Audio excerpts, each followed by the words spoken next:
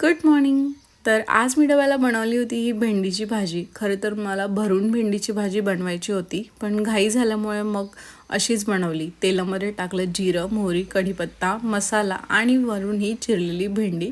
त्यानंतर वरून शेंगदाण्याचा कूट घातला, वाफ काढून घेतली, झाली भेंडीची भाजी तयार.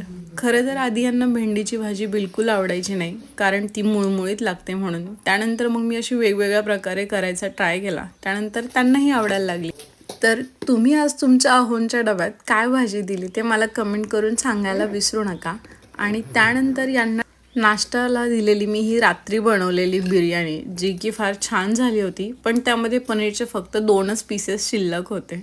भडंग द्यायचंच राहिलेलं, मग ते असं या सेपरेट डब्यामध्ये पॅक केलं आणि झाला आजचा आपला हा डब्बा रेडी.